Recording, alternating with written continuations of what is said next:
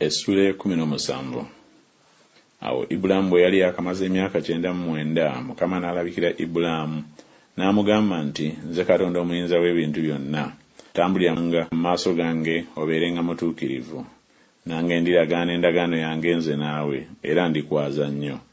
Ibulaamu n'avuunama amaaso ge. Katonda n'ayogera naye nti, nze laba endagaano yange eri naawe, naawe oliba kitaawe w'amawanga amangi. So tokyayitibwanga nate erinnya lyo Ibulaamu, naye erinnya lyo linaabanga Ibulayimu, kubanga nkufudde kitaawe w'amawanga amangi. Era ndikwaza nnyo, era ndikufuula amawanga, ne bakabaka baliva mu ggwe.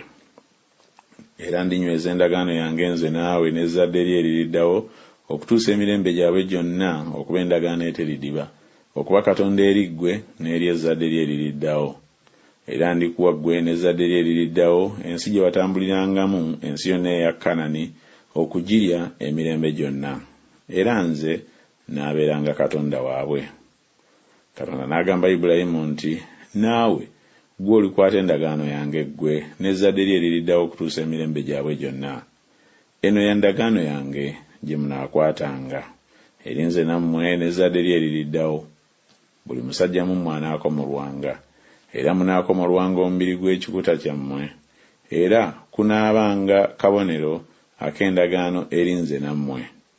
Anaamalanga ennaku 8 anaakomolwanga mu mmwe, buli musajja mu mirembe gyammwe gyonna. Anaazaalirwanga mu nnyumba, era n'oyo munnaggwanga yenna gw'anaabaguzanga n'ebintu atali wa ku zzadde lyammwe. Anaazaalirwanga mu nnyumba yo, n'oyo anaagulibwanga n'ebintu byo, kibagwanira okumukomolanga, n'endagaano yange eneebanga mu mubiri gwammwe okuba endagaano eteririba. N'omusajja atali mukomole atakomolwanga mu mubiri gw'ekikuta kye, obulamu obwo bunaazikirizibwanga mu bantu be, ng'amenya endagaano yange. Katonda n'agamba Ibulayimu nti, Salaayi mukazi wo tokyamuyita erinnya lye Salaayi, naye Saala lye linaabanga erinnya lye.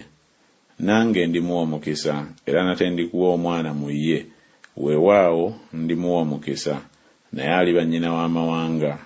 Bakabaka ab'abantu baliva mu ye. Ibulayimu n'alyoka avuunama amaaso ge, n'aseka, n'ayogera mu mutima gwe nti, omwana alizaalirwa oyo eyakamaze emyaka 10, era ne Saala eyakamaze emyaka 9 alizaala. Ibulayimu n'agamba Katonda nti, singa Isimayiri anaabanga mulamu mu maaso go.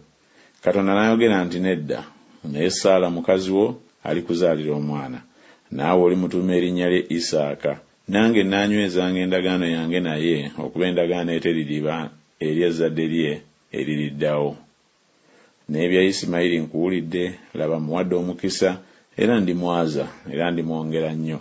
Alizaala abakungu 12, era ndimufuula eggwanga eddene. Naye endagaano yange naaginywezanga eri Isaaka, Saala gw'alikuzaalira mu biro ebyo ebyateekebwawo mu mwaka ogugenda okujja. N'aleka okwogera naye, Katonda n'alinnya n'ava eri Ibulayimu.